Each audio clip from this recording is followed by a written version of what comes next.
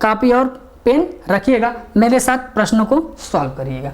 ठीक है, जैसे पहला प्रश्न, क्वेश्चन क्या है, यदि 4/8/2017 को शुक्रवार है तब 61 दिनों के बाद कौन सा दिन होगा, हमें ये बताना है। आपको पता है कि एक सप्ताह में कितने दिन होते हैं, 7 दिन होते हैं, तो कहीं ना कहीं 7-7 दिनों पे दिन क्या होते हैं, रिपीट होते रहते हैं। तो बस हम करते क्या है, 61 में हम क्या कर देते हैं, 7 से क्या करते हैं, डिवाइड करते हैं, तो 7/56 कितने दिन एक्स्ट्रा, 5 दिन हमारे पास क्या हो गए, एक्स्ट्रा बचे। 4 तारीख को देखा जाए तो कौन सा दिन था, शुक्रवार, और 5 दिन हमें क्या मिला, एक्स्ट्रा मिला, तो 5 दिन में हम शुक्रवार को क्या करते थे, जोड़ देते हैं। तो 5 दिन में अगर हम शुक्रवार को ऐड कर दे तो कौन सा दिन आएगा, शनिवार, रविवार, सोमवार, मंगलवार और बुधवार। कौन सा दिन आ जाएगा हमारे पास, बुधवार। शुक्रवार में 5 दिन हम ऐड कर दे तो कौन सा दिन आ जाएगा, बुधवार। जबकि पूछा क्या है, 61 दिनों के बाद, 61 दिन के बारे में नहीं पूछा है, 61 दिनों के बाद पूछा है, तो कहीं ना कहीं एक दिन एक्स्ट्रा। तो बुधवार के बाद अगला दिन कौन सा आएगा, बृहस्पतिवार। बुधवार के बाद अगला दिन कौन सा आ जाएगा हमारे पास, बृहस्पतिवार आएगा। हमसे पूछा था क्या, ये दिन के बारे में पूछा था, बाद की बात कर रहा है ना भैया, तो एक दिन क्या करेंगे, ऐड कर देंगे। ठीक है, समझ गए। तो 4/8/2017 को शुक्रवार था, तो 61 दिनों के बाद कौन सा दिन आ जाएगा, बृहस्पतिवार आएगा। समझ गए होंगे। अगला प्रश्न करिएगा। क्वेश्चन कह रहा है कि दिए गए चित्र में A B parallel to C D, A B और सी डी लाइन क्या है, समांतर है, तब y माइनस एक्स का मान क्या होगा, हमें ये बताना है। ध्यान से देखिएगा। आपको पता है कि जब दो लाइन एक दूसरे को किसी बिंदु पर काटती हैं तो ये दोनों एंगल अल्टरनेट वर्टिकली अपोजिट क्या होते हैं, बराबर होते हैं। शीर्षाभिमुख कोण के आधार पे क्या होते हैं, बराबर होते हैं। अगर ये अल्फा है तो ये भी क्या होगा, अल्फा। अगर ये एंगल बीटा है तो ये भी क्या होगा, हमारा बीटा होगा। ठीक है, वैसे ये देखिएगा, एक लाइन ये रहा, ये एक लाइन ये रहा, एक दूसरे को एक बिंदु पे कट कर रहे हैं, तो वर्टिकली अपोजिट एंगल के हिसाब से आमने सामने के कोण क्या होते हैं, बराबर होते हैं। जैसे इस वाले में अल्फा था तो उसके जस्ट सामने वाला क्या था, अल्फा। अगर ये 110 है तो ये वाला एंगल हमारा क्या होगा, 110 होगा। ठीक है, अब वैसे इसको देखिएगा, ये x है तो ये भी हमारा क्या रहा होगा, x रहा होगा। समझ गए। और आपको पता है कि दो अंतःकोणों का योग, यहां पर समझ लीजिएगा, जब दो समांतर लाइन को कोई तीसरी रेखा कट करती है तो दो अंतःकोणों का योग हमेशा कितना होता है, 180 डिग्री होता है। जब दो समांतर लाइन को कोई तिर्यक रेखा कट करती है तो उनके अंदर बनने वाले कोणों का योग हमेशा कितना होना चाहिए, 180। अगर ये 110 है तो यहाँ पे कितना डिग्री रहा होगा कि 180 हो जाए, 70। तो y बराबर कहीं ना कहीं हमें कितना मिला, 70 डिग्री। ऐसे ही अगर आप समझिएगा ये 120 है तो x के जगह हम क्या रख दें कि 180 हो जाए, 60। तो कहीं ना कहीं x का मान कितना आ चुका है हमारे पास, 60 डिग्री। हमें पूछा गया है y माइनस एक्स, तो y का मान कितना है हमारे पास 70, x का मान कितना हमारे पास मिला 60। तो 70 माइनस 60 करें तो कितना डिग्री आ जाएगा, 10 डिग्री। तो y माइनस एक्स बराबर किसके, 10 डिग्री के। तो ऑप्शन ए हमारा क्या होगा, सही होगा। इस प्रश्न का सही उत्तर क्या होगा, ऑप्शन ए हमारा क्या है, सही होगा। ठीक है, अगला प्रश्न करिए। क्वेश्चन कह रहा है यदि किसी दुकानदार को एक वस्तु को 390 में बेचने पर 20% का क्या होता है, लाभ होता है, तो वस्तु का क्रय मूल्य क्या होता है। एक चीज ध्यान दीजिएगा, हर चीज या कोई भी वस्तु अपने आप में क्या होती है, 100% होती है। क्या होती है, 100% होती है। और इसने कितने में बेचा, 20% के लाभ पर। तो 100 में 20 जोड़ेंगे तो कहीं ना कहीं कितना आ जाएगा, 120%। 120% हमारे पास क्या आ गई, सेलिंग प्राइस। और यहाँ पे दिया है सेलिंग प्राइस कितना, 390 के बराबर। तो 1% बराबर आप बताओ कितना होगा मेरे भाई, ये हो जाएगा 390 बटा में कितना, 120। सेलिंग प्राइस क्या होती है अपने आप में, 100%। सेलिंग प्राइस या कॉस्ट प्राइस कितना होती है, 100%। तो 1% बराबर 390 बटा में 120। तो 100% बराबर क्या हो जाएगा, 390 बटा में 120 गुणे क्या कर लेते हैं, 100 कर लेते हैं। यहाँ से आप काट लो, कटपिट करते हैं तो ये हो जाएगा 20 छक्का 120 और ये हो जाएगा 20 पचे 100। बचा क्या हमारे पास, 6 6 का 36 और 6 पचे 30, बचा क्या 65 गुणे 5। हमारे पास शेष क्या बचा, 65 गुणे 5। इन दोनों का आप मल्टीप्लाई करो, 25 हो जाएगा, 6 25 30 और 2 32। तो कहीं ना कहीं 100% बराबर कास्ट प्राइस कितनी आ चुकी है हमारे पास, 300 50। तो वस्तु का क्रय मूल्य कितना रहा होगा 100%, और 100% बराबर क्या आ चुका है हमारे पास 325 के। तो वस्तु का क्रय मूल्य कितना रहा होगा 325 रुपये रहे होंगे। समझ गए। चलिए अगला प्रश्न करिएगा। क्वेश्चन कह रहा है यदि किसी कस्बे की जनसंख्या 60,000 से बढ़कर 65,000 हो जाती है तो जनसंख्या में कितने प्रतिशत की वृद्धि हुई होगी। 60,000 से 65,000 हो गई तो कितने की वृद्धि हो गई 5,000 की। किस पे हुई 60,000 पे। किस पे हो गई 60,000 पे। परसेंटेज के लिए क्या करते हैं 100 से गुणा कर सकते हैं। तो बस कैंसिल करते हैं, 3 जीरो से 3 जीरो इसको कैंसिल कर देते हैं और 1 जीरो से 1 जीरो इसको कट कर देते हैं। तो 10 पचे 50, इसको ऐसे कर लो 2 3 6 और इसको कट करें तो 5 ये हो जाएगा। 5 का 5 में गुणा करेंगे 25/3। 25/3 यहाँ पे क्या यहाँ पे है 8 3 के 24 और 1 25। ऑप्शन बी हमारा क्या होगा सही होगा। भैया इसको आप सॉल्व करोगे तो क्या लिखोगे 3/24 और एक रिमाइंडर बचेगा तो कहीं नहीं इसको हम क्या लिखेंगे 8 सही 1/3। हमारा उत्तर क्या होगा 8 सही 1/3 हमारा क्या है सही उत्तर है। ठीक है। अगला प्रश्न करिएगा। 40 व्यक्ति 30 दिनों में 200 केजी चावल खाते हैं, कितने दिनों में 30 व्यक्ति 500 किलो चावल खा जाएंगे, हमें ये बताना है। ठीक है, ध्यान से देखिएगा। कह रहा है 40 व्यक्ति, आपको फार्मूला पता है ना MDH का, फार्मूला आपको पता ही होगा MDH/W, यही होता है फार्मूला। M का मतलब मैन, D का मतलब डे, H का मतलब हावर, W का मतलब क्या होता है काम या वर्क। कहता है 40 व्यक्ति, तो कर लेते हैं 40 मैन, डे का कितना दिया है 30 दिन में कितना खा जाते हैं, या इक्वल भी कर सकते हैं, W बराबर इधर भी ले जा सकते हैं, कर सकते हो। कितना केजी चावल खा सकते हैं, खा जाते हैं 200 केजी चावल खा जाते हैं। तो कितने दिनों में पूछा है, कितने दिनों में, हमसे पूछा क्या यहाँ पे कितने दिनों में। ठीक है, दिन की जगह हम x मान लेते हैं, आपको ज़्यादा क्लियर हो जाएगा। ठीक है, तो यहाँ पे कर लेते हैं कितने दिनों में 30 व्यक्ति, यहाँ पे कर सकते हैं ना 30 व्यक्ति कितने दिनों में कितना चावल खा जाएंगे, 500 केजी चावल कितने दिनों में खा जाएंगे, हमें ये बताना है। ठीक है, सॉल्व करिएगा, ये हो जाएगा। मैन से दूसरे कलर से आपको कर देते हैं, मैन से मैन कट गया, 30 से इसको हम कट कर देते हैं, बचा हमारे पास कुछ और, 40 से कट करते हैं तो ये हो जाएगा 40 पचे 200, 5 हो जाएगा। और इसको कट करें तो केजी से केजी आप कट सकते हो, ये इसको कट करें तो ये हो जाएगा 5 एकम 5, ये 0 हो जाएगा। तो x बराबर कितना आ गया 100, x बराबर कितना आ गया 100। हमसे पूछा गया था कितने दिन, तो कितने दिनों में 100 दिनों में, कितने दिनों में 100 दिनों में। 30 व्यक्ति 500 केजी चावल कितने दिनों में खा जाएंगे 100 दिनों में। उत्तर हमारा क्या होगा ऑप्शन डी हमारा क्या होगा सही होगा। चले भाई, समझ में आ रहा, तो हम चले अगले क्वेश्चन पे। चलिए अगला प्रश्न करिएगा। कह रहे एक समचतुर्भुज के विकर्णों की लंबाइयां 16 सेंटीमीटर तथा 12 सेंटीमीटर है।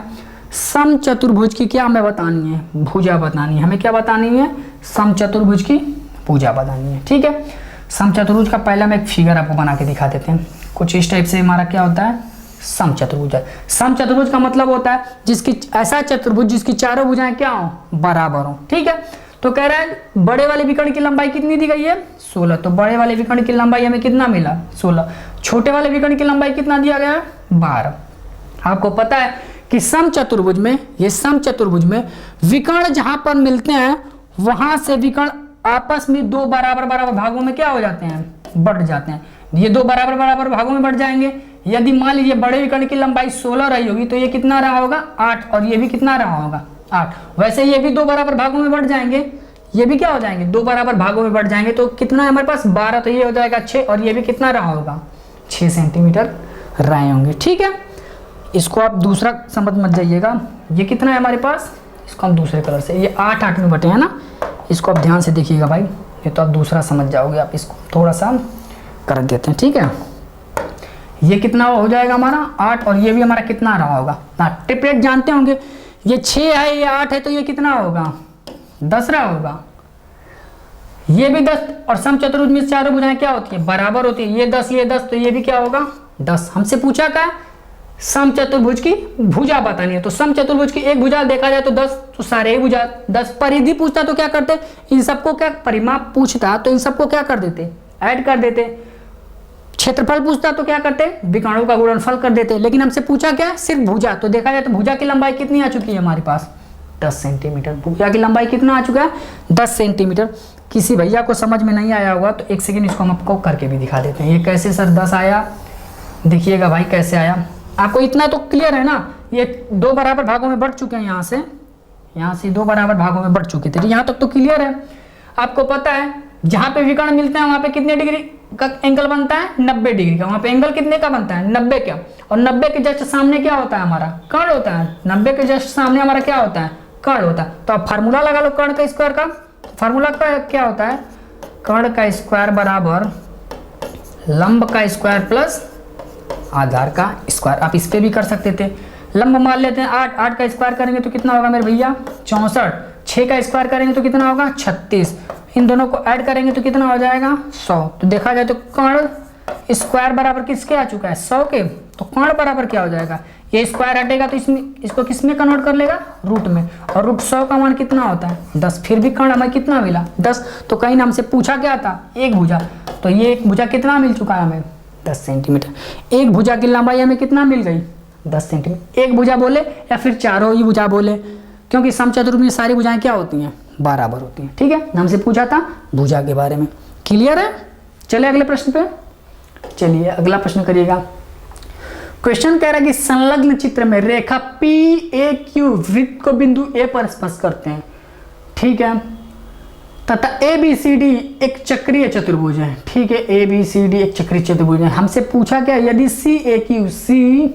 CAQ बराबर 70 डिग्री, ये एंगल 70 दिया है, तो त्रिभुज ABC कितना होगा, हमें ये बताना है। ठीक है भाई, ध्यान से प्रश्न को पढ़ लीजिएगा। ठीक है, चलिए करिएगा, एक सेकेंड। ठीक है, करिएगा, कोई बात नहीं, थोड़ा सा हो गया था। ठीक है, देखिएगा इस फिगर को हम थोड़ा बड़ा बना देते हैं। ठीक है, जिससे आपको क्लियर समझ में आएगा। इसको हम थोड़ा बड़ा बना देते हैं। ठीक है, देखिएगा ध्यान से। यहाँ से एक ऐसा स्पर्श रेखा गई है, ये हमारा स्पर्श रेखा हो गया। यहाँ से कुछ इस टाइप से ये यहाँ पे आया, फिर ये यहाँ पे आया था, और ये इस बिंदु पर था। थोड़ा सा मिस्टेक हो जाएगा, लेकिन फिर भी आप समझिएगा भाई ये। ठीक है, ये हमारा क्या है, एक चक्रीय चतुर्भुज है। ठीक है, और ये पॉइंट ये यहाँ से यहाँ पर मैच कर रहा है। ठीक है, और ये सेंटर कहीं पर वो हमें दिया गया है।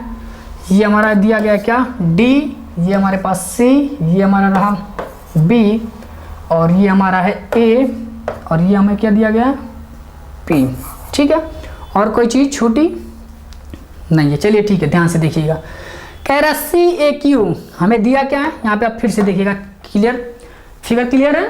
चलिएगा देखिएगा, हमें दिया है CAQ, क्या दिया गया है, CAQ, ये वाला एंगल हमें दिया गया है। इसको ध्यान से देखिएगा, CA, इधर Q है ना भाई, ये Q है, ये एंगल हमें दिया गया है।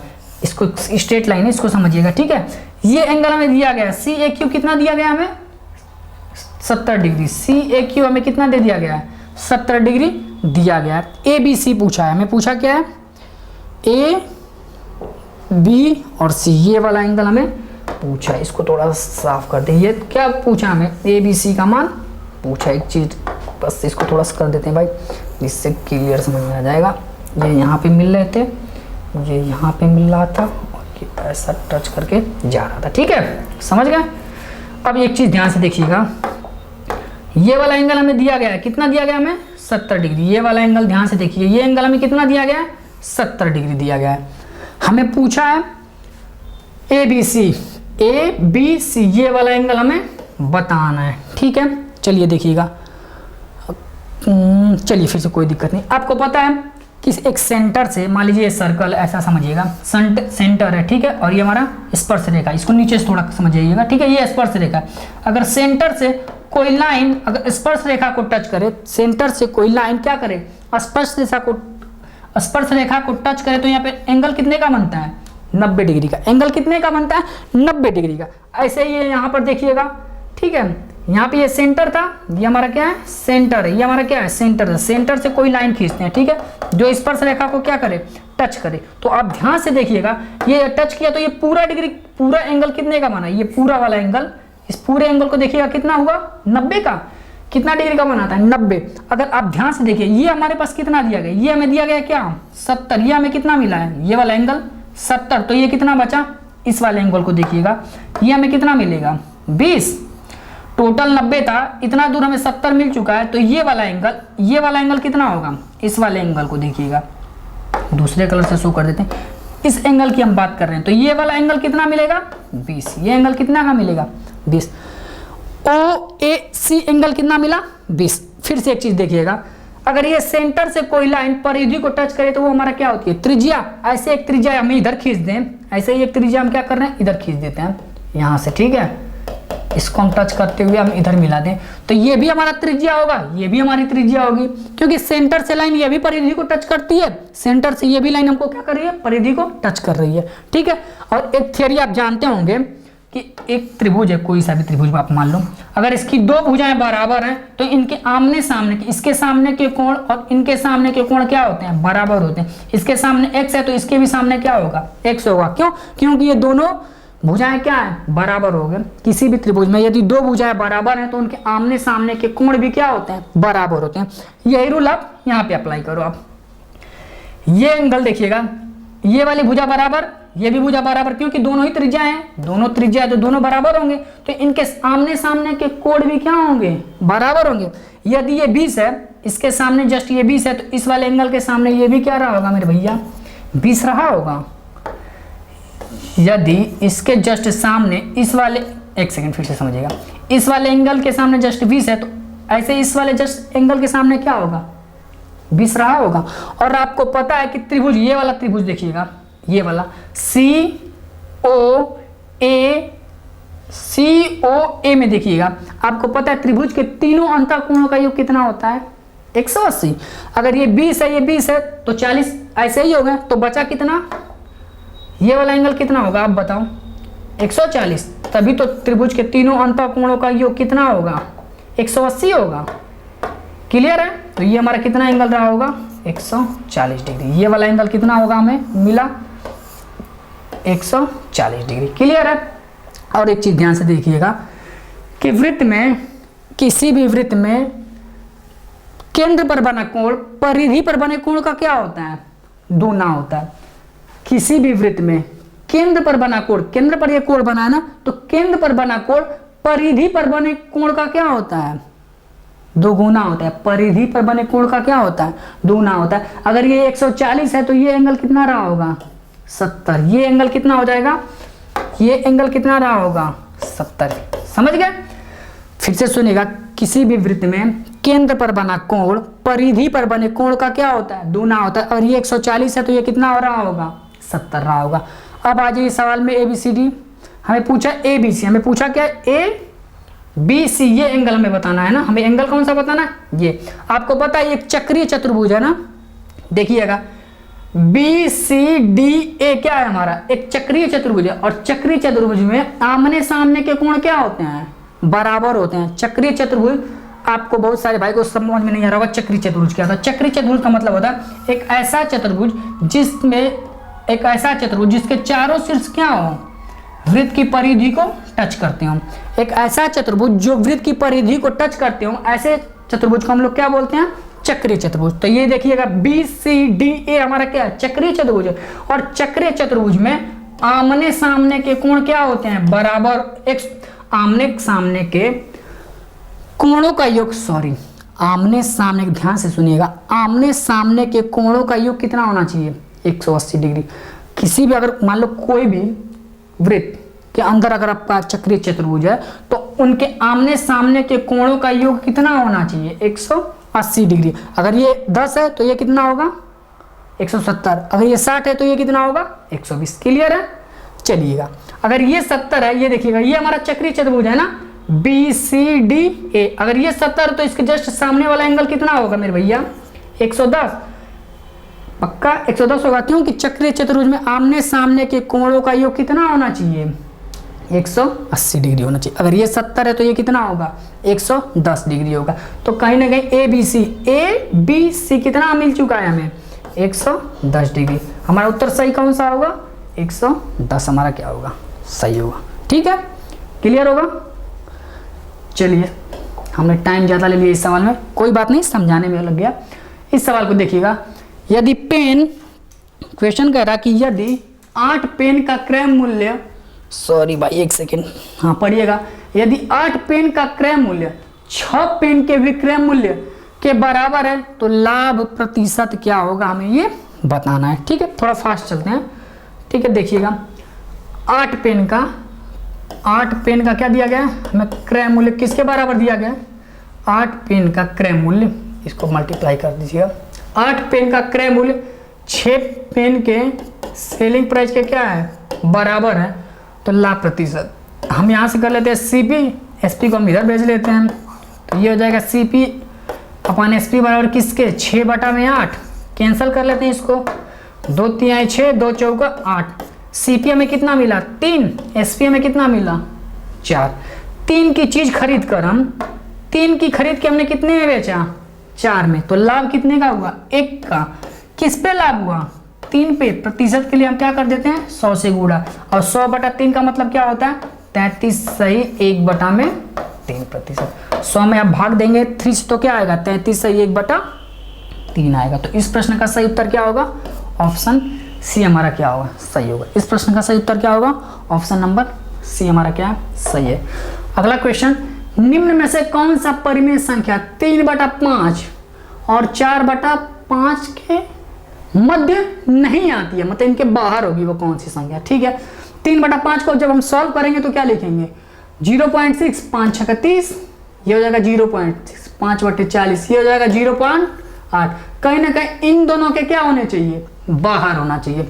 सॉल्व करते हैं, 2/3 को हम जब सॉल्व करेंगे तो क्या होगा मेरे भैया, 3 6 18 और 3 6 18 ऐसे ही बढ़ता चला जाएगा, तो ये आ जाएगा 0.666 और 6 कहीं ना कहीं इसको हम 60 कर लेते हैं और इसको 80 कर लेते हैं, तो कहीं ना कहीं इनके बीच में आ जाएगा। हमें पूछा क्या, मध्य में नहीं आना चाहिए, तो ये तो हमारा होगा नहीं। इसको करते हैं 16/30 को कर लेते हैं, तो इसको पहले कट कर लेते हैं, ये हो जाएगा, छोटा करेंगे तो 2 8 16 और ये हो जाएगा कितना हमारा 15 होगा। अब फिर से कट करिएगा, अब भाग देते हैं, तो 15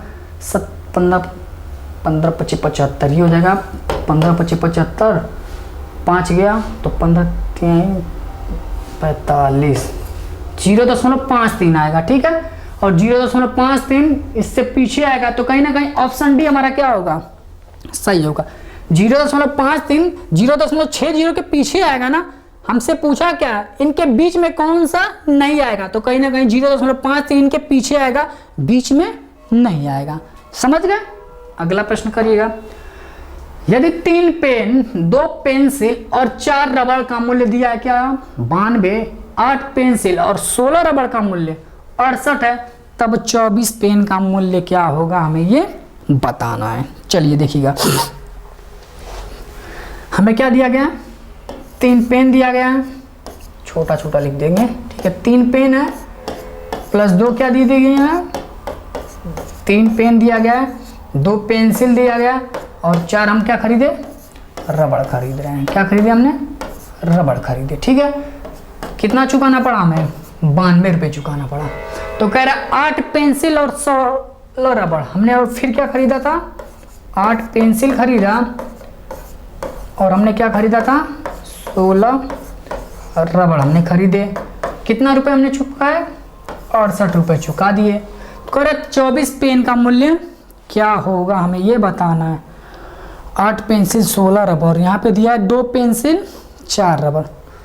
इसको चलिए इसको हम बराबर कर लेते हैं, तो इसमें हम कॉमन क्या कर लें, 4 कॉमन कर लेते हैं। ठीक है, इसको हम सॉल्व कर रहे हैं, इस वाले को हम सॉल्व करते हैं, तो इन दोनों में 4 कॉमन कर ले, तो ये हो जाएगा हमारा क्या, 2 पेंसिल, ये हमारे पास क्या हो जाएगा, 2 पेंसिल और क्या हो जाएगा 4 रबड़। 2 पेंसिल और 4 रबड़ बराबर किसके दिया गया, 68 के। भाग देते हैं 4 से, तो ये कैंसिल करेंगे तो 4 एकम 4, 4 सत्ते 28। एक चीज ध्यान से देखिएगा, 2 पेंसिल और 4 रबड़ का मूल्य हमें कितना मिला सॉरी, 2 पेंसिल और 4 रबड़ कितने का रहा होगा, 17 रुपए का। कितने का मिला, 17। और यहाँ पे हमें दिया भी आ गया, यहाँ पे हमें दिया भी है, देखिएगा 2 पेंसिल और 4 रबड़ का मूल्य यहाँ पर भी तो कितना रहा होगा, 17 ही रुपए तो रहे होंगे। तो कहीं ना ये वाला जो ये 2 पेंसिल और 4 रबड़ का मूल्य हमें जो 17 मिला, इस पे हम क्या कर देते हैं, पुट कर देते हैं। तो पुट करेंगे तो ये हो जाएगा हमारे पास क्या, 3 पेन हो जाएंगे। और हमारे पास क्या हो जाएगा, इन दोनों का मूल्य कितना दिया गया है, 17 रुपए, बराबर किसके है, 92 के। अब यहाँ से 3 पेन का मूल्य पता करिएगा तो हो जाएगा हमारा क्या,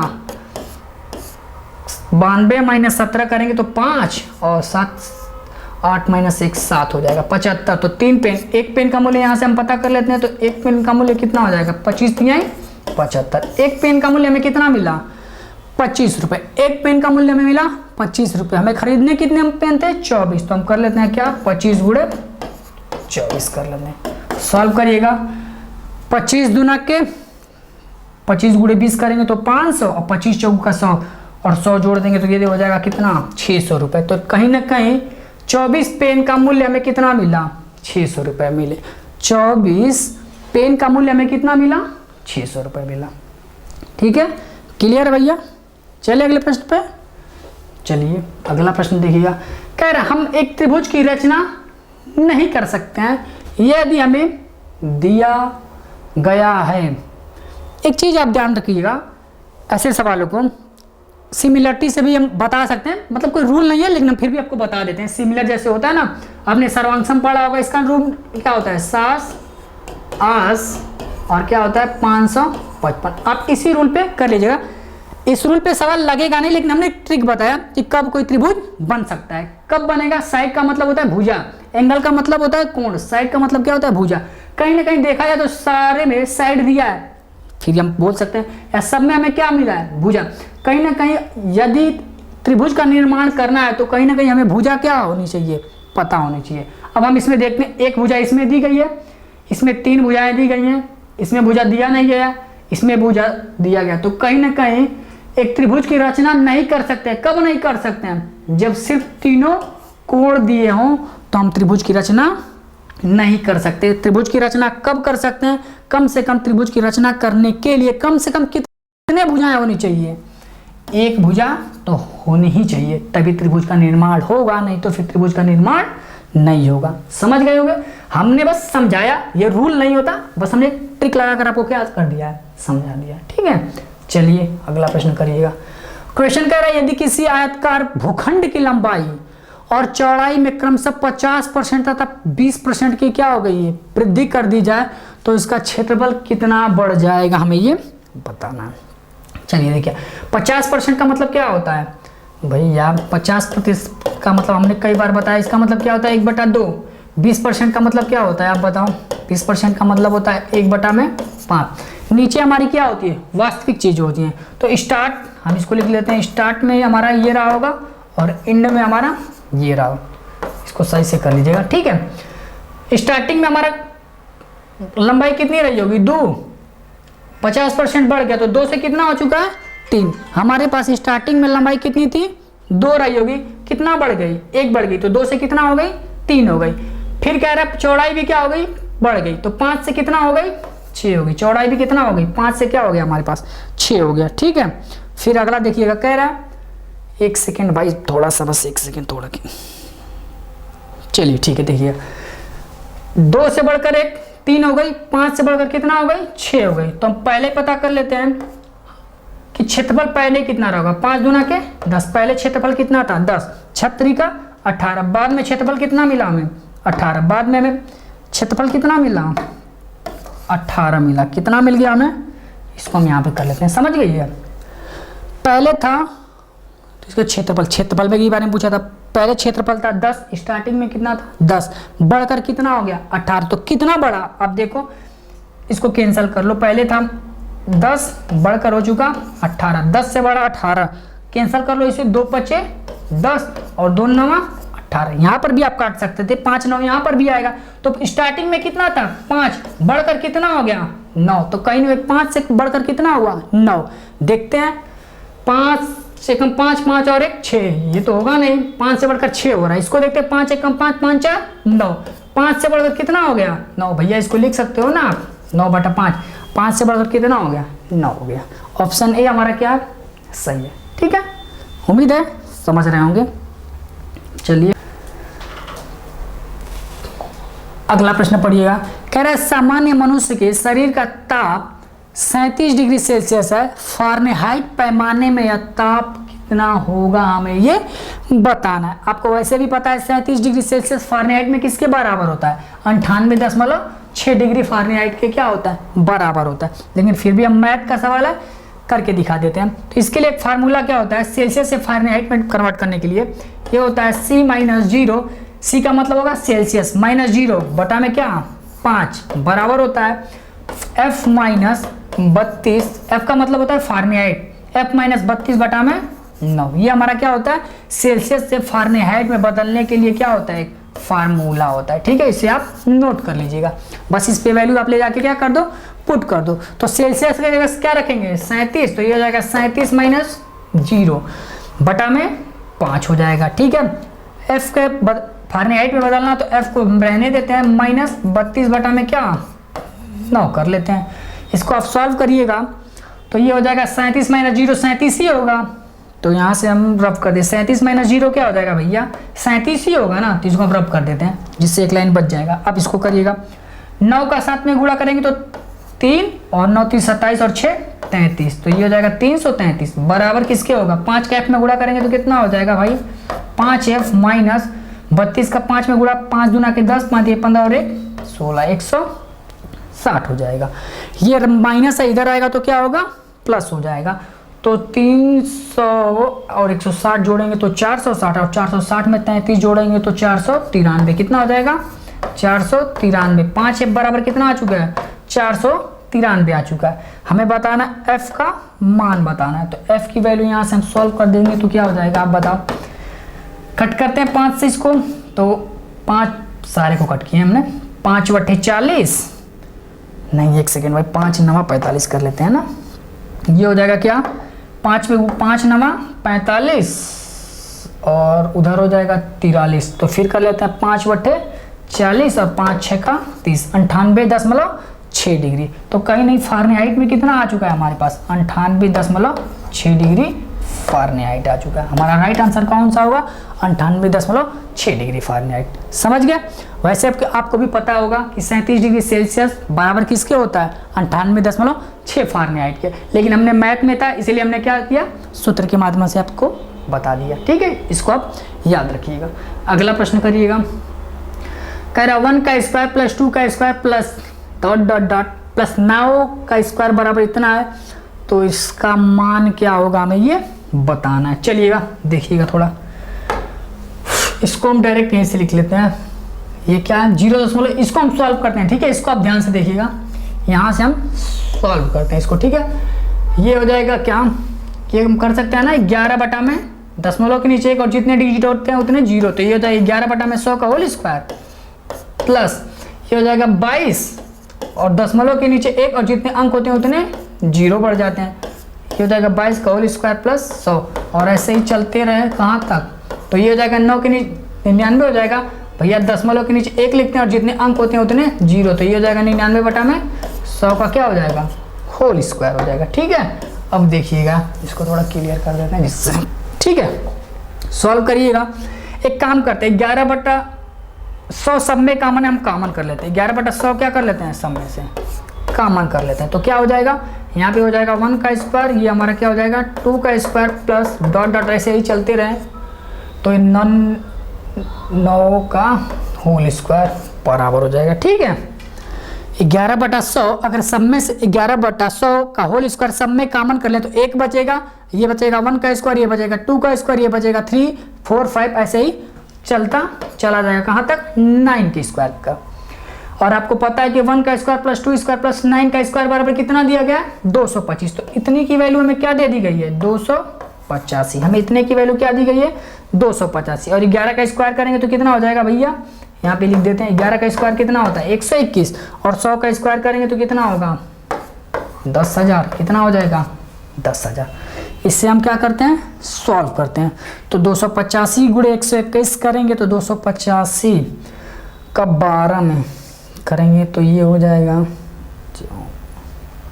34, ये हो जाएगा कितना, ये हमारा हो जाएगा 34,485, ये हमारा कितना हो जाएगा 34,485। 85 हो जाएगा, बटा में कितना हो जाएगा 4 जीरो ये लग जाएंगे। अब भाग दीजिएगा तो हो जाएगा 10,000 गुणे 3 करेंगे तो 30,000, तो कहीं ना कहीं ये हो जाएगा 3, उसमें भाग जाएगा नहीं तो ये हो जाएगा 3.4485 होगा। कहीं ना कहीं भाग देंगे तो कितना आ जाएगा 3.4485। ऑप्शन नंबर सी हमारा क्या होगा, सही होगा। इस प्रश्न का सही उत्तर क्या होगा, ऑप्शन नंबर सी हमारा क्या है, सही है। ठीक है, अगला प्रश्न करिएगा। कह रहे एक राशि साधारण ब्याज पर 10 वर्षों में 2 गुनी हो जाती है, कितने वर्षों में यही राशि उसी ब्याज दर से 3 गुनी हो जाएगी, हमें ये बताना है। देखिएगा ध्यान से प्रश्न को भाई। कह रहे कोई राशि थी 10 वर्षों में क्या हो गई 2 गुना, तो पहले 1 रुपये रही होगी 2 गुना हो गई, तो 1 से कितना हो गई 2। ये हमारा क्या है मूलधन है और ये हमारा क्या है मिश्र धन हो जाएगा। ठीक है भैया, मूलधन 1 रुपया रहा होगा और उसमें ब्याज मिला होगा तभी तो मिश्र धन बना, तो 1 रुपये से 2 रुपया हो गया, तो कहीं ना कहीं सिंपल इंटरेस्ट या हम बोल सकते हैं साधारण ब्याज हमें कितना मिला 1 रुपये मिला। साधारण ब्याज क्या मिला 1 रुपये मिला। ठीक है, बस आपको पता है सिंपल इंटरेस्ट का फार्मूला क्या होता है, SI बराबर PRT मूलधन गुणे दर गुणे समय बटा क्या होता है बटा में वैल्यू आप पुट कर दो। इसको यहाँ पे कर देते हैं। ठीक है, देखिएगा सिंपल इंटरेस्ट हमें साधारण ब्याज हमें कितना मिला 1 रुपये, मूलधन हमारे पास कितना था 1 रुपये, रेट ऑफ इंटरेस्ट हमें पता करना है कितने वर्ष में 1 से 2 रुपये हो गया 10 वर्ष में, बटा में क्या कर लेते हैं इसको आप 100 कर लो, 0 से 0 कैंसल, 10 का 1 में मल्टीप्लाई करेंगे तो क्या आएगा 10। तो कहीं ना कहीं रेट ऑफ इंटरेस्ट यहाँ से हम सॉल्व करने पे रेट ऑफ इंटरेस्ट कितना मिला 10%। रेट ऑफ इंटरेस्ट कितना मिला हमें 10%। फिर कह रहा था कितने वर्षों में यही राशि जो हमने राशि स्टार्टिंग में ली थी, हमने राशि कौन सी ली थी 1 रुपये ली थी, कितने वर्षों में राशि उसी ब्याज दर पर, रेट ऑफ इंटरेस्ट भी यही रहेगा, उसी ब्याज दर पर 3 गुना हो जाएगी। कितना गुना हो जाएगी 3 गुना। तो कहीं ना कहीं ये धन पहले भी हमने कितना रुपये लिया था 1, तो 1 से अब कितना हो गई 3 रुपये, तो ब्याज हमें कितना मिला। अब बताओ भैया ब्याज हमें कितना मिला होगा, 1 रुपये मूलधन रहा होगा, 2 रुपये ब्याज मिला तभी तो वो 3 रुपया होगा। तो सिंपल इंटरेस्ट का फार्मूला फिर यही लगा दो आप PRT/100। तो ब्याज हमें कितना मिला 2, मूलधन हमारा कितना था 1 रुपये था, रेट ऑफ इंटरेस्ट कह रहा है उसी ब्याज दर पर 10। हमें इस पर क्या बताना है समय, बटा में क्या कर लेते हैं 100, 0 से 0 कैंसल, 10 का 2 में गुणा करेंगे तो कितना आ जाएगा 20। तो कहीं ना कहीं t बराबर कितना आ चुका है हमारे पास 20 वर्ष। t बराबर हमें कितना मिला 20 वर्ष। तो कहीं ना कह रहा है 1 रुपये से 3 रुपये होने में कितना समय लग जाएगा 20 वर्ष लग जाएगा। 1 रुपये से 20 रुपये बनने में कितना रुपया लग जाएगा 20 वर्ष लग जाएगा। ठीक है, क्लियर है। अगला प्रश्न, 80 मीटर व्यास वाले एक वृत्ताकार पार्क के अंदर अधिकतम क्षेत्रफल का एक वर्गाकार खेल का मैदान बना है। खेल के मैदान का क्षेत्रफल हमें क्या बताना है। ठीक है, करिएगा, इसको करते हैं। यहाँ पे 80 मीटर व्यास वाले एक वृत्ताकार, 80 मीटर का एक ऐसा मान लेते हैं व्यास का। ठीक है, यहाँ से व्यास तो ये होगा। ठीक है, 80 मीटर का व्यास है। ठीक है, ये हमारे क्या एक परिधि से दूसरे परिधि को खींचे वाली लाइन क्या होती है व्यास होती है, जो सेंटर से होके जाती है, या फिर हम बोल सकते हैं सबसे बड़ी जीवा क्या होगी व्यास कहलाती है। 80 मीटर व्यास वाले एक वृत्ताकार पार्क के अंदर हमें क्या बनाना है वर्ग बनाना है। तो यहाँ से तो वर्ग बनना पॉसिबल नहीं है, जबकि हाँ इसको डायगोनली ले जाया जाए तो बन सकता है व्यास। ठीक है, देखिएगा इसको, ऐसे तो व्यास क्लियर है नहीं, हाँ लेकिन इसको हम डायगोनल से कट करें तो यहाँ से व्यास बन सकता है। जैसे यहाँ पे आप देखिएगा, ये देखा जाए तो ये हमारा कितना है व्यास 80 सेंटीमीटर, और इसको हम यहाँ से एक वर्ग बना लेते हैं इससे। ठीक है, यहाँ से हम क्या कर लेते हैं एक वर्ग बना लेते हैं।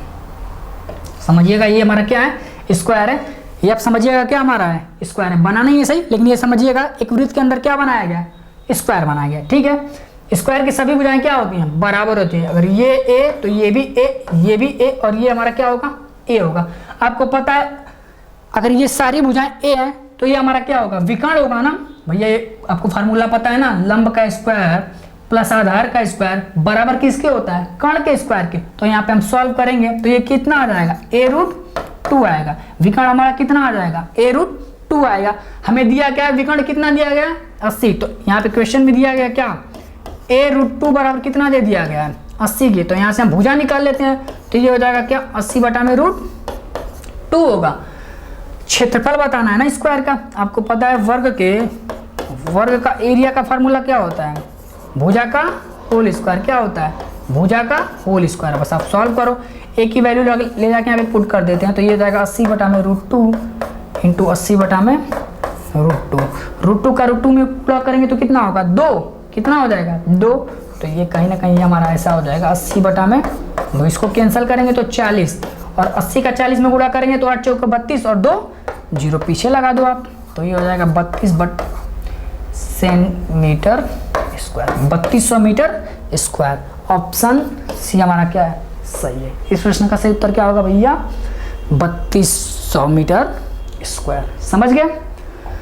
अगला प्रश्न करिएगा, कह रहा है 240 अंकों की एक परीक्षा में किसी परीक्षार्थी ने 52 अंक अर्जित किए, पाई आलेख में इसका संगत कोण क्या होगा हमें ये बताना है। ठीक है, देखिएगा आपको पता कह रहा है एक परीक्षा कितने नंबर का हो रहा था 240 अंक का, मतलब कहीं ना कहीं पूरा कंप्लीट नंबर कितना दिया गया 240। तो डिग्री में चलें, आप एक चीज ध्यान से देखिएगा, यहाँ पे कंप्लीट अंक कितना दिया गया 240, और आपको पता है कि कंप्लीट एंगल भी कितना होता है 360, तो कहीं ना कहीं 240 बराबर किसके हो जाएगा 360 डिग्री की।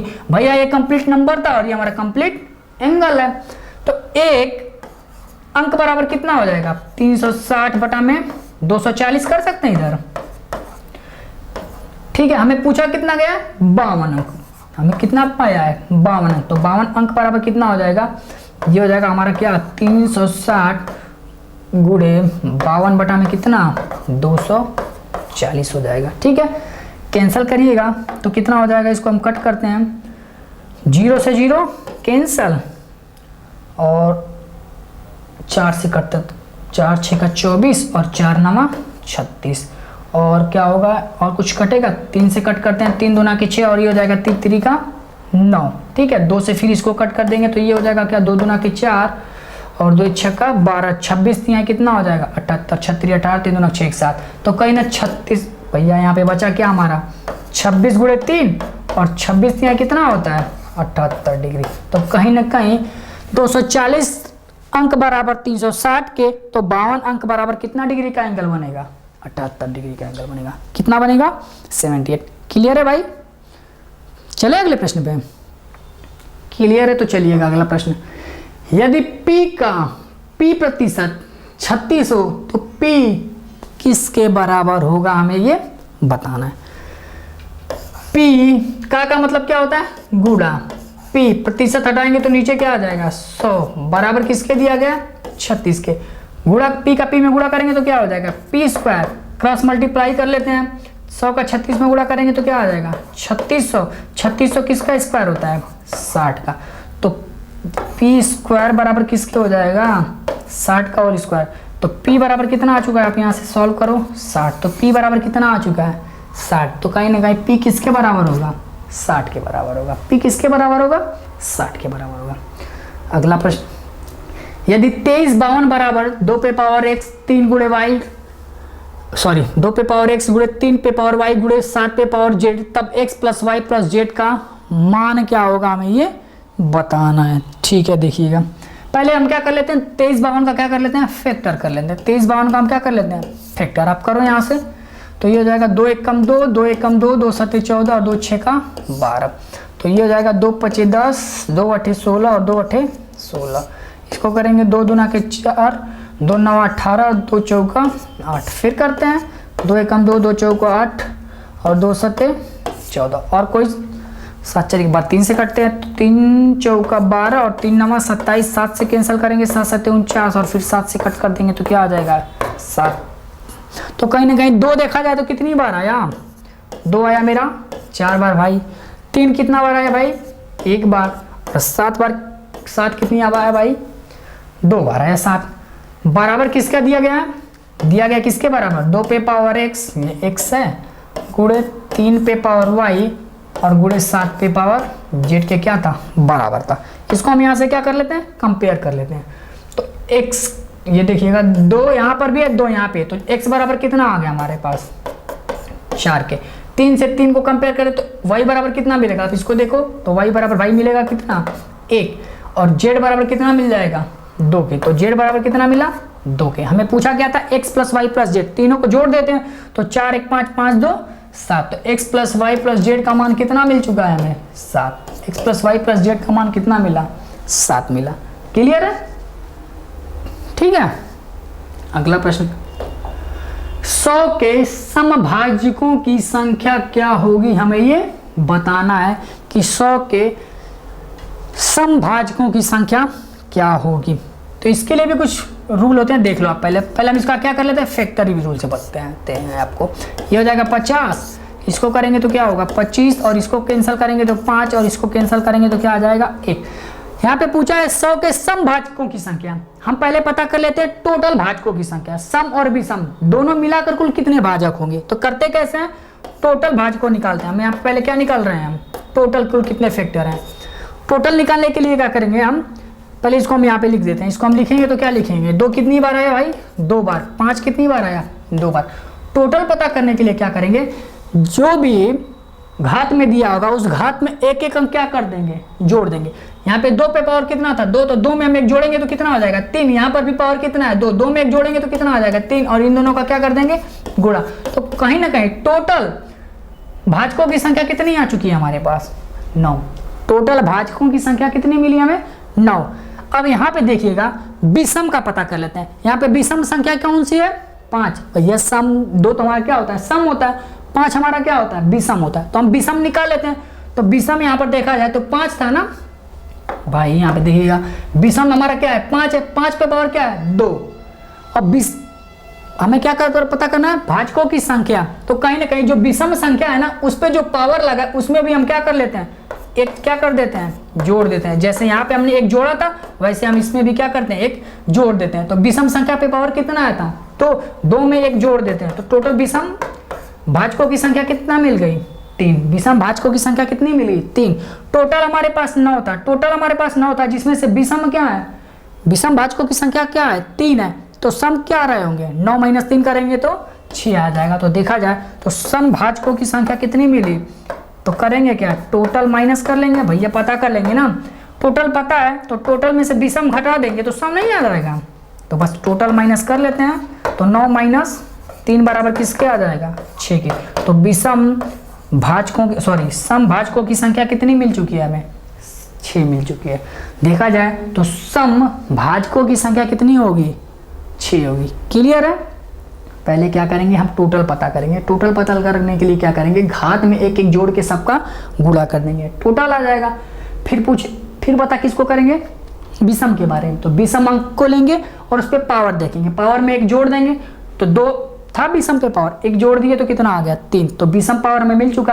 टोटल ना होता विषम में पता है तो टोटल में से विषम घटा देंगे तो सम आ जाएगा। क्लियर। चलिए अगला प्रश्न कह रहा है 15 सेंटीमीटर भुजा वाले किसी घन में से 3 सेंटीमीटर भुजा वाले कुल कितने घन काटे जा सकते हैं, हमें ये बताना है। देखिएगा एक बड़ा सा बॉक्स था जो कितना 15 सेंटीमीटर घन का था। घन ऐसा ही होता है ना जिसकी थोड़ा सा 1 सेकेंड भाई देखिएगा, ठीक है। जिसकी घन का मतलब होता है जिसकी सारी भुजाएं क्या हो बराबर हो, ठीक है। जिसकी सारी भुजाएं क्या हो बराबर, जिसकी सारी भुजाएं क्या रही होंगी बराबर बराबर, समझ लीजिएगा, ठीक है। तो कह रहा है 15 सेंटीमीटर भुजा वाले किसी घन में से 3-3 सेंटीमीटर भुजा वाले कुल कितने घन काटे जा सकते हैं। एक बड़ा सा घन था, अगर मान लीजिए इसमें से हम 3-3 सेंटीमीटर के छोटे छोटे घन काटे, ऐसे 3-3 सेंटीमीटर के घन काटते चले ऐसे छोटे छोटे, तो कुल इस वाले बड़े वाले में से टोटल छोटे छोटे कितने घन निकलेंगे, हमें ये पता करना। तो आपको पता है घन का वॉल्यूम निकालने के लिए क्या करते हैं फार्मूला, इसको कर लेते हैं बिग मतलब बड़ा वाला वॉल्यूम, और इसे हम कर लेते हैं क्या भी मतलब बड़ा वाला, एस का मतलब छोटा वाला, ठीक है। एस बिग मतलब बड़ा, स्मॉल मतलब छोटा। तो बड़े वाले वॉल्यूम का फार्मूला क्या होता है लंबाई गुणे चौड़ाई गुणे ऊंचाई। कहीं ना कहीं तीनों का क्या कर लेंगे, या फिर आप बोल सकते हो वॉल्यूम का फार्मूला क्या होता है ए क्यू वॉल्यूम का फार्मूला क्या होता है, ए क्यू, लंबाई चौड़ाई ऊंचाई सब बराबर होती है भैया। तो यहाँ पे हम क्या कर लेते हैं, सबका गुणा कर लेते हैं। तो 5 गुणे 5 गुणे 5, सॉरी 15 था ना, ये क्या है 15 गुणे 15 गुणे 15। कितने सेंटीमीटर का घन काटना है, 3 3 का। तो हम कर लेते हैं 3 गुणे 3 गुणे 3। बस इसे आप सॉल्व कर लो आप यहाँ से। 3 पचे 15, 3 पचे 15 और 3 पचे 15, 5 5 5 तो कहीं ना कहीं कितना आ जाएगा 125। 25 का क्यूब करेंगे तो कितना आ जाएगा 125। तो बड़े वाले घन से टोटल छोटे छोटे 3 3 सेंटीमीटर के घन काटे जाए तो कुल कितने काटे जा सकते हैं, 125 घन काटे जा सकते हैं। क्लियर, समझ में आ रहा है भाई? अगर समझ में आ रहा है तो ठीक है, ना समझ आए तो प्लीज बताया करें, ठीक है। अगला प्रश्न करिएगा, कह रहा है 3 पे घात दिया 1989 में 7 से भाग देने पर शेषफल कितना आएगा, हमें ये बताना है। चलिएगा इसको करते हैं, ठीक है। पहले हम क्या कर लेते हैं 7 से, तो कहीं ना कहीं 3 के पावर ऐसा किया जाए जिसमें 7 से भाग दिया जाए तो एकदम पास पहुंचा जाए। तो 3 का क्यों, 3 9 3 27 और 7 चौका 28। हाँ इसको क्यू कर लेते हैं, इसको हम क्या कर लेते हैं 3 का क्यू कर लेते हैं। तो क्यू करेंगे तो कैंसिल हो जाएगा।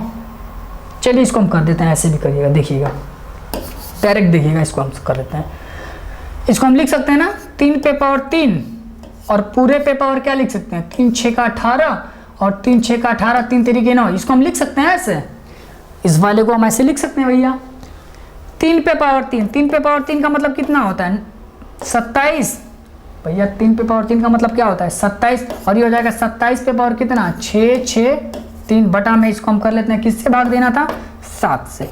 इसको हम भाग देंगे तो 7 चौका 28, कितना आ जाएगा कहीं ना कहीं रिमाइंडर कितना बचा -1 और -1 पे पावर कितना है 6 6 3 है। और -1 पे पावर जब विषम हो, माइनस पर किसी भी माइनस पे अगर पावर क्या हो विषम हो तो सॉल्व करने पर चिन्ह किसका लगता है माइनस का। अगर माइनस पे पावर सम हो तो सॉल्व करेंगे तो पावर किसका आएगा सम का आएगा। यहाँ पे हमारा रिमाइंडर क्या बचा -1 पे पावर 663 है और इसको हम सॉल्व करेंगे तो क्या आ जाएगा -1 बटा में कितना आ चुका है 7 आ चुका है। हमें रिमाइंडर बताना है क्या हो प्लस में बताना है, तो कहीं ना 7 - 1 करेंगे या फिर या ऐसे आप समझिएगा रिमाइंडर क्या हमारा एक जो हमने भाग जो दिया वो क्या कर लिया एक ज़्यादा दे दिया। जैसे आप समझिएगा, जैसे आप समझो यहाँ पे भाई हमें भाग देना जैसे यहाँ पे 4 से, तो 4 12 होता है तो रिमाइंडर हमारा क्या मिला प्लस का मिला। रिमाइंडर हमें क्या मिला प्लस का। अगर हम ऐसे ही कर दे तो 13 में वही भाग दें, ठीक है ज़्यादा ले लें। यहाँ पे 3 बार ले गए, हमने 4 बार लिया तो 4 चौका 16। रिमाइंडर क्या बचा -3। रिमाइंडर क्या बचा -3। कहीं ना कहीं हमने एक बार क्या कर लिया है ज़्यादा ले लिया, एक बार हमने क्या कर लिया ज़्यादा ले लिया। तो बस हम एक बार क्या कर लेते हैं कम कर लेंगे, तो 7 में से 1 कर देंगे तो कितना आ जाएगा 6। तो रिमाइंडर हमारे पास कितना आ चुका है 6। तो शेषफल हमारे पास कितना आ चुका है भैया 7 आ चुका है। शेषफल हमें कितना मिला 7 मिला। तो इसका सही उत्तर क्या होगा ऑप्शन नंबर ए हमारा क्या होगा सही होगा। इस क्वेश्चन का सही उत्तर क्या होगा ऑप्शन नंबर ए हमारा क्या होगा सही होगा। या तो एक दूसरे रूल से आप समझ लीजिए, यहाँ पे हम समझा देते हैं इसको भी, देखिएगा कैसे। इसको दूसरे कलर से, इसी चीज को हम ऐसे भी तो लिख सकते हैं ना, इस वाले पावर को 3 पे पावर 1986 पूरे 3 पे पावर 3 लिखा जा सकता है। आधार सेम हो तो घाते जुड़ जाएंगी, ठीक है। हमें भाग किससे देना था 7 से देना था।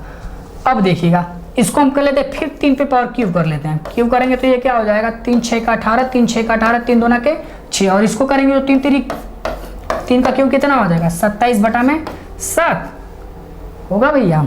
अब करिएगा इसको फिर एक लाइन यहाँ पे 3 तरीके 9 तरीका, यहाँ पे क्यूब करेंगे तो क्या होगा 27। ये क्या आ जाएगा 27 पे पावर 6 6 2 गुणे 27 होगा।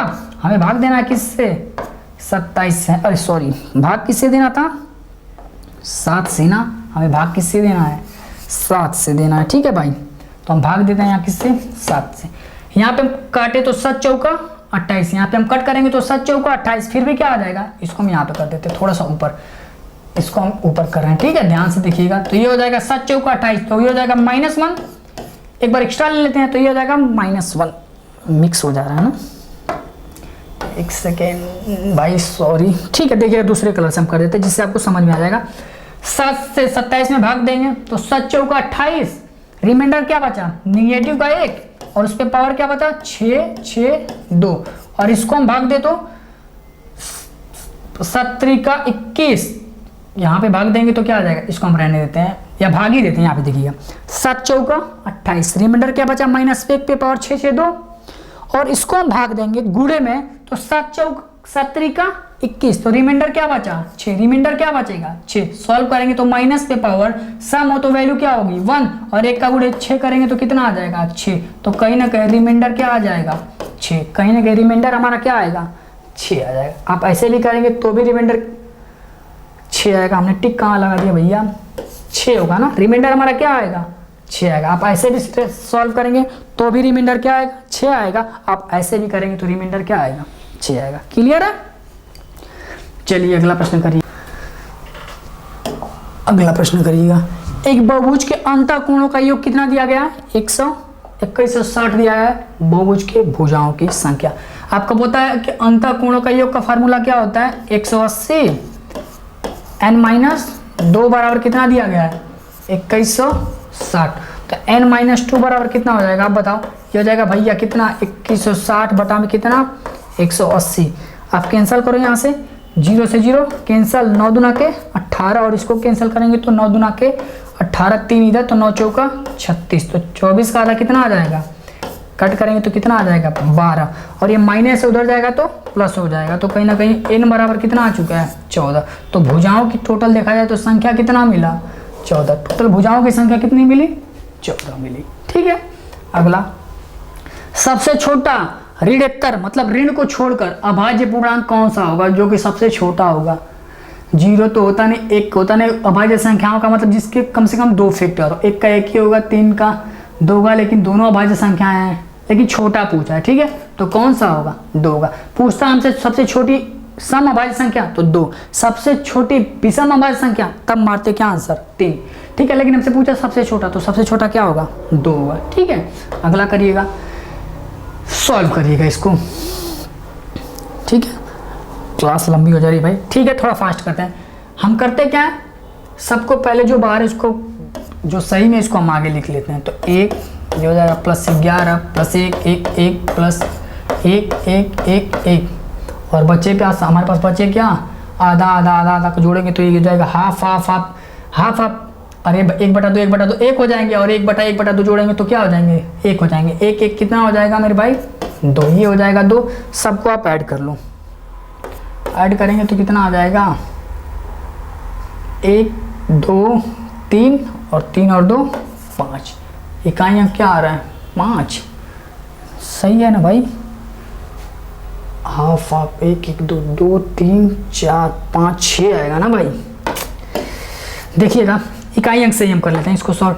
1 11 भैया, 1 1 2 2 और 1 3 3 और 1 4 4 2 6, तो कितना आ जाएगा 6। इकाई अंक क्या है हमारे पास 6, ऑप्शन ए का ही हमारा क्या है 6। सॉल्व करेंगे तो भी फिर भी कितना आ जाएगा 1236 ही आएगा। ठीक है, इकाई अंक से भी आप सॉल्व कर सकते हैं। ठीक है, अगला प्रश्न कह रहे यदि सभी प्राकृतिक संख्याएं हों ए और बी के लिए ए स्टार बी बराबर इतना, तो 9 स्टार बी बराबर क्या होगा। ए स्टार बी क्या दिया है, ए स्टार बी बराबर क्या दिया गया है, फार्मूला दिया गया, वही बात A square plus B square minus A भी दिया, फार्मूला नहीं है, ए माइनस ए भी है। आप ऐसे इसको हमको सॉल्व करना है तो हम कर लेते हैं अपन। भाई थोड़ा लंबी क्लास हो जा रही है ना, इसीलिए थोड़ा दिक्कत हो जा रहा है। चलिए कोई बात नहीं, सुबह से पढ़ाते पढ़ाते थोड़ा थक जाते हैं हम लोग। ठीक है, कोई बात नहीं। ए था तो ए का स्क्वायर, तो 9 का स्क्वायर करेंगे तो कितना होगा भैया 81। फिर बी था स्क्वायर किया तो 10 का स्क्वायर करेंगे तो कितना हो जाएगा 100, माइनस ए गुणे 2, दोनों का गुणा कर दे तो 10 9 90। 181 माइनस 90, ऐसे भी 90 में से 1, तो ये हो जाएगा सही है ना 99 81 10 आप 100। 181 माइनस 90 करेंगे तो कितना आ जाएगा 101, कितना आ जाएगा, अरे भैया 91 आएगा ना। देखिएगा ऐसे भी आप देखो 100 माइनस 90 10 में 81 जोड़ेंगे तो कितना आ जाएगा 91, कितना आएगा 91 आएगा। ठीक है भाई, थोड़ा सुबह से पढ़ाते पढ़ाते थोड़ा सा क्लास क्या हो जाती है, लंबी हो जाती है, ठीक है, इसीलिए दिमाग थोड़ा इधर उधर भागने लगता है, ठीक है, कोई बात नहीं है, सवाल आप करिएगा, ठीक है। अगला प्रश्न कह रहे यदि x और y शून्य इतर मतलब शून्य को छोड़कर वास्तविक संख्या है, माइनस भी हो सकते हैं प्लस भी हो सकते हैं, तो X square X Y plus Y square क्या होगा। अब माइनस भी हम ले तो माइनस का स्क्वायर करेंगे तो प्लस ही होगा, और प्लस का स्क्वायर करेंगे तो प्लस ही आएगा। वाई माइनस करें तो भी स्क्वायर करेंगे प्लस आ जाएगा। करके दिखा देते हैं, अब जैसे आप समझो, एक्स को हम मान लेते हैं क्या -1, वाई को आपको जो इच्छा हो आप वो मान लो, +1 -1 जो भी इच्छा हो आपकी वो मान लो। हम इसको मान लेते हैं क्या 2 ही मान लेते हैं, -2 आप मान लेते हैं। सॉल्व करके आपको दिखा देते हैं। 1 का स्क्वायर करना है, x के जगह हम लिख लेते हैं 1 का square plus x into Y, तो 1 -2 और y मतलब कहीं ना कहीं -2 का क्या करना है हमें होल स्क्वायर करना है। हमने बताया प्लस का स्क्वायर करेंगे तो भी प्लस, माइनस का स्क्वायर करेंगे तो भी प्लस, तो ये प्लस होगा। माइनस और प्लस का हम गुणा करें यहाँ पे तो आप बताओ क्या होगा, माइनस ही होगा ना, यहाँ पे क्या आ जाएगा -2 हो जाएगा, और ये हो जाएगा -2 का स्क्वायर करेंगे तो क्या हो जाएगा +4 होगा। 4 में 1 जोड़ेंगे 5, 5 में हो जाएगा तो क्या आ जाएगा 3, क्या आ जाएगा 3 आएगा, और 3 क्या एक धनात्मक संख्या। तो कह रहे हमेशा ऋण नहीं, एक्स और वाई के मानों के लिए शून्य नहीं, हमेशा क्या आएगा धन आएगा। आप कोई सा भी संख्या लोगे हमेशा क्या आएगा धन आएगा, ठीक है। अगला प्रश्न करिएगा, कह रहा संलग्न चित्र को देखकर हमें बताना है। स्टार की जगह क्या आएगा 6 1 7 4 3 7, ओ जोड़ना है 4 1 5 3 2 5 6 9 15, ऐसे जोड़ते हैं 7 4 11, तो क्या आ जाएगा ऑप्शन नंबर डी हमारा क्या होगा सही होगा, ठीक है। अगला, यदि किन्हीं दो प्राकृतिक संख्याओं a और b के लिए a पर पावर b बराबर 125 है तो b पे पावर a क्या होगा, हमें ये बताना है। a पे पावर b, तो ये भी हम कर लेते हैं, a पे पावर b दिया है ना, तो इसको हम कर लेते हैं 125 से इसका क्यूब होता है 5 का, तो a की वैल्यू 5, b की वैल्यू 3 आ चुकी है भैया। यहाँ से कंपेयर करोगे तो a की वैल्यू क्या आ गई 5 और b की वैल्यू 3 आ चुकी है, ठीक है। इसको उल्टा करना, हमें अब क्या करना है b पे पावर a करना है, ठीक है। b की वैल्यू कितनी मिली 3, a कितना दिया गया 5, और 3 पे पावर 5 करेंगे तो कितना आ जाएगा कहीं ना कहीं 243 आएगा। इसको आप कर लो भैया, 3 पे पावर 3 5 बार करेंगे तो क्या आ जाएगा, आप गुणा कर सकते हो ना, 3 3 का 9 और 3 3 का 9, और ये हो जाएगा 3, 9 का 9 में गुणा करेंगे तो कितना आ जाएगा 81, और 81 गुणे 3 आप बताओ कितना होगा 3 और 3 बटे 24, तो कहीं ना कहीं कितना आ चुका है 243 आ चुका है, ठीक है, समझ गए होंगे। अगला प्रश्न करिएगा, कह रहा है 1 से 100 तक सभी प्राकृतिक संख्याएं, 1 से 10 तक सभी संख्याओं से विभाजित होने वाली सबसे छोटी संख्या क्या है, हमें ये बताना है। हमें ये बताना है कि 1 से लेकर 10 तक जितनी भी गिनतियां आती हैं उनमें से इन चारों में से वो कौन सी सबसे छोटी संख्या है जो सभी से कट जाएगी। तो विभाजिता का नियम लगा लेते हैं, 9 से पहले चेक कर लेते हैं।